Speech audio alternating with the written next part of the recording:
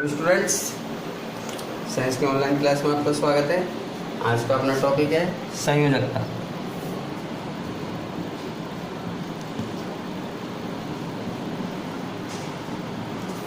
संयोजकता को समझने से पहले अपन ने कुछ टॉपिक समझे थे, उन पर फोकस करना चाहता हूँ।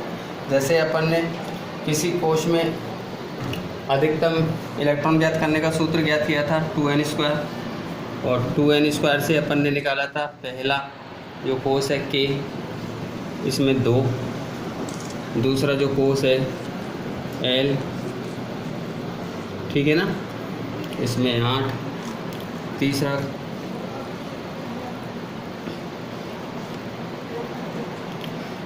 2, 8, 18, चौथा कोश है वो है n, उसमें आएंगे 32। तो ये सूत्र अपन ने 2n² का निकाला था। संयोजकता के लिए ये सूत्र काम में आएगा। यहाँ पर थोड़ा सा एक चीज़ ध्यान देने की बात है। एक वैज्ञानिक थे, एक सिद्धांत दिया था, उसको बोलते हैं लुईस पॉसेल का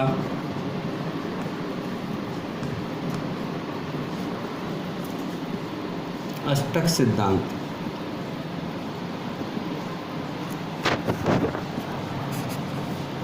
ये सिद्धांत जो है मुख्य रूप से उन तत्वों के बाह्यतम कोश के लिए लागू होता है जिनके पास 8 इलेक्ट्रॉन पूर्ण करने की क्षमता पाई जाती है। सभी के लिए तो नहीं होता, ठीक है।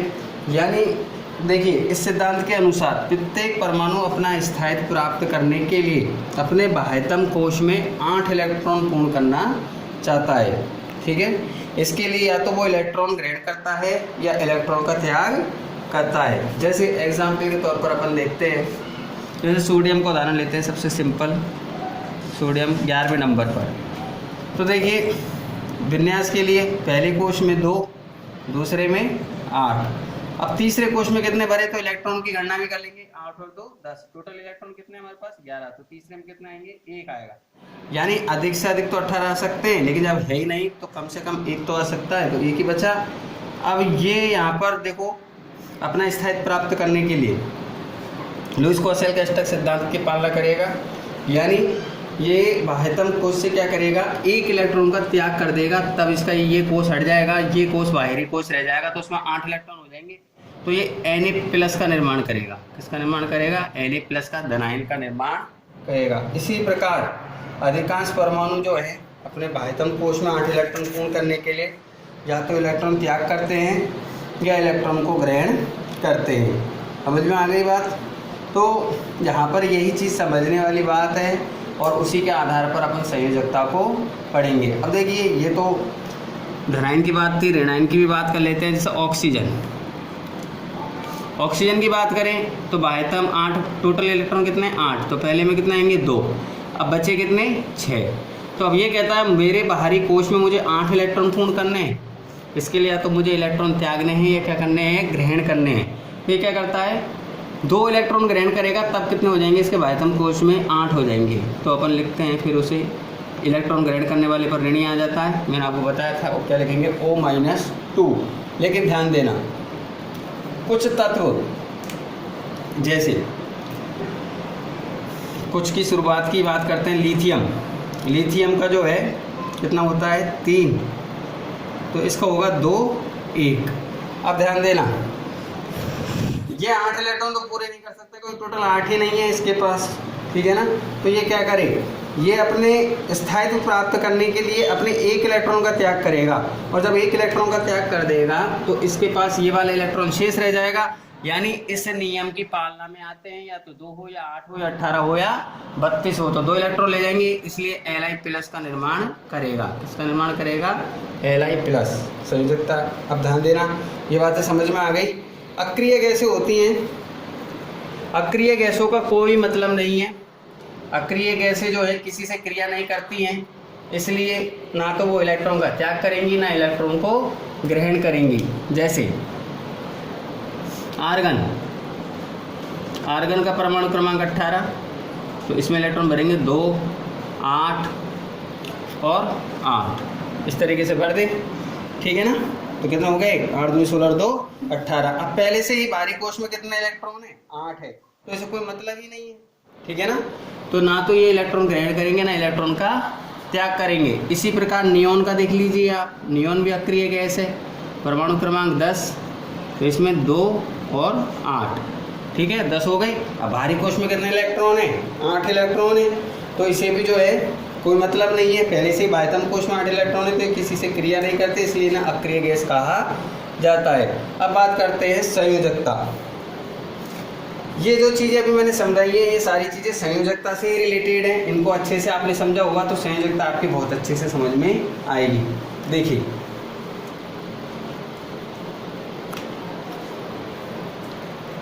किसी परमाणु के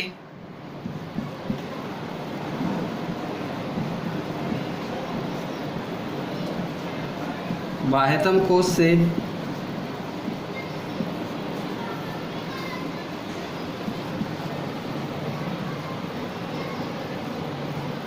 त्यागे गए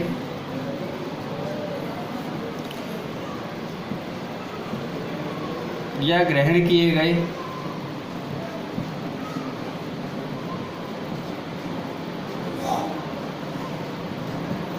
किसी परमाणु के बाह्यतम कोश से त्यागे गए या ग्रहण किए गए इलेक्ट्रॉनों की संख्या ही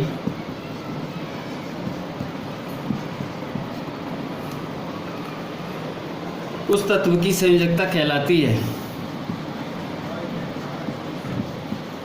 उस तत्व की संयोजकता कहलाती है।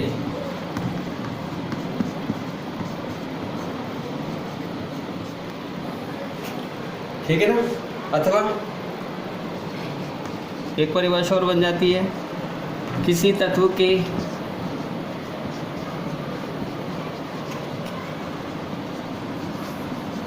परमाणु द्वारा अधिकतम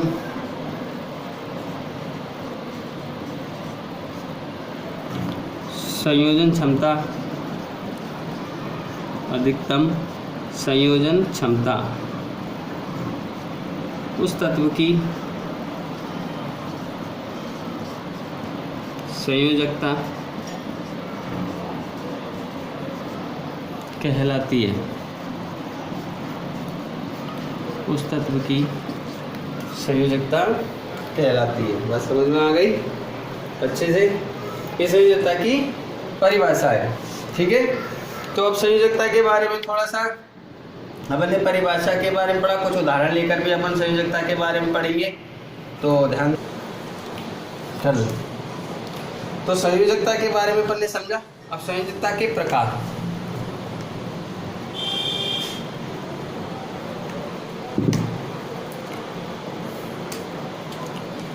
संयोजकता के प्रकार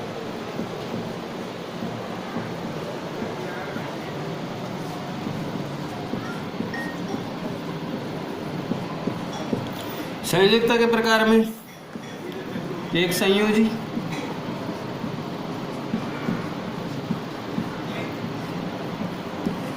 द्विसंयोजी,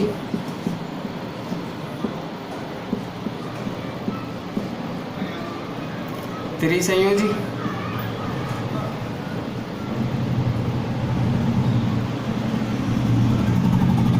चौथा नंबर का बहुसंयोजी। नाम से ही मालूम पड़ रहा है, ज़्यादा डिफिकल्टी नहीं है। वे तत्व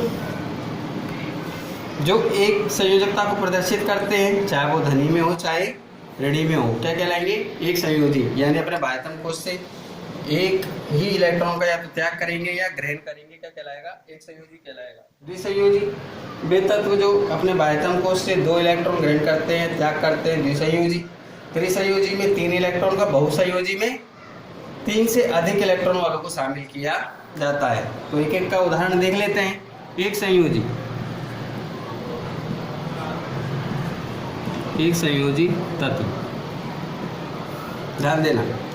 एक संयोजी तत्व में देखिए हाइड्रोजन हाइड्रोजन का परमाणु क्रमांक 1 होता है, ठीक है, कितना होता है, 1 होता है। तो हाइड्रोजन को आवारा तत्व भी कहा जाता है, क्योंकि इसके पास 1 इलेक्ट्रॉन होता है, तो क्या करता है, 1 इलेक्ट्रॉन का त्याग कर देता है, इसलिए H+ का निर्माण करता है। किसका निर्माण करता है, H+ का। लेकिन कभी कभी जो है ये इलेक्ट्रॉन ग्रहण करके अपना स्थायित्व भी पूरा करता है, इसलिए H- का भी निर्माण करता है। तो यानी इसकी +1 में और -1 में भी होता है, ठीक है। इसी प्रकार और उदाहरण देखते हैं ऑक्सीजन का, नहीं ऑक्सीजन का तो 2 हो जाएगा। सोडियम का उदाहरण देखते हैं, 11 है इलेक्ट्रॉन। तो देखिए 2 8 एक विन्यास होगा, तो अपने बाह्यतम कोश से 1 इलेक्ट्रॉन त्याग देने के कारण Na+ का निर्माण करेगा, ठीक है ना। और Na+ जब +1 संयोजकता को प्रदर्शित करेगा, समझ में आ गई। तो एक संयोजी तत्व जो एक प्रकार की संयोजकता को प्रदर्शित करते हैं, एक ही इलेक्ट्रॉन का त्याग करते हैं या ग्रहण करते हैं, एक संयोजी तत्व कहलाते हैं। समझ में आई। द्विसंयोजी,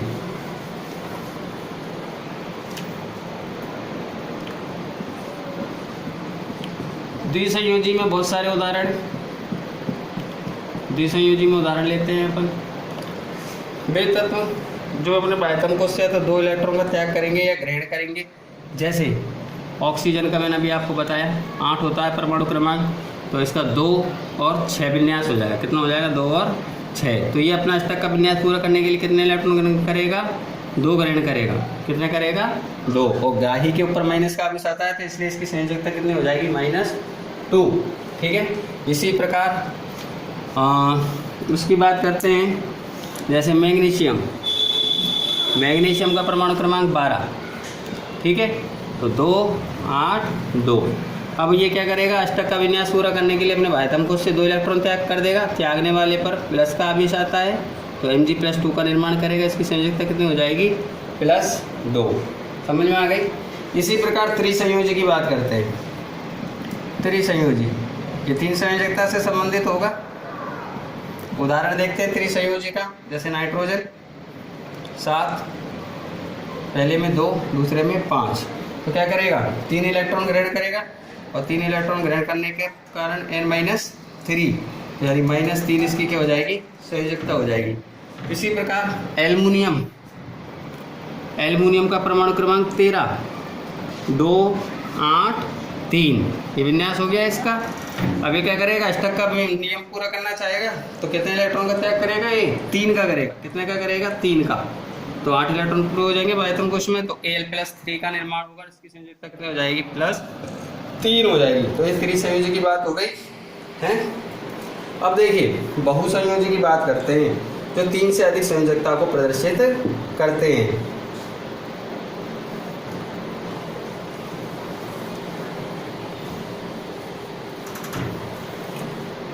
बहुसंयोजी,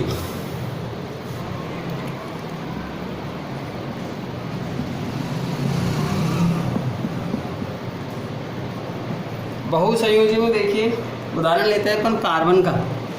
कार्बन का परमाणु क्रमांक होता है 6, ठीक है। तो इसमें इसका विन्यास होगा 2 और 4। अब देखिए कार्बन जो है ये ग्रहण भी कर सकता है और त्याग भी सकता है, इसलिए इस पर जो है माइनस और प्लस दोनों आवेश आने चाहिए, यानी C+4 और C-4, यानी कार्बन दोनों प्रकार की संयोजकता प्रदर्शित करेगा, +4 -4, ठीक है।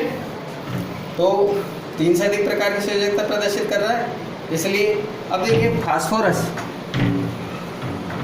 फास्फोरस को देखिए आप, फास्फोरस को देखें तो परमाणु क्रमांक 15, 2 8 5, ठीक है।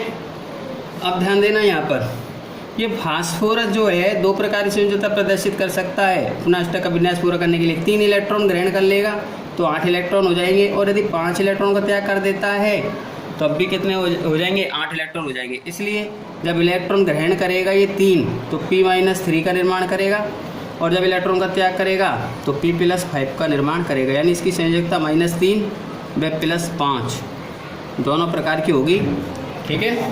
परिवर्तनशील संयोजी तत्वों में शामिल किया जाएगा इसे, अलग अलग प्रकार की संयोजकता दर्शा रहा है। और अब रही आपके जो है परिवर्तनशील संयोजकता, उसके बारे में कल बात करेंगे। आज जो मैंने आपके संयोजकता का टॉपिक समझाया अच्छे से आपके समझ में आया होगा। धन्यवाद।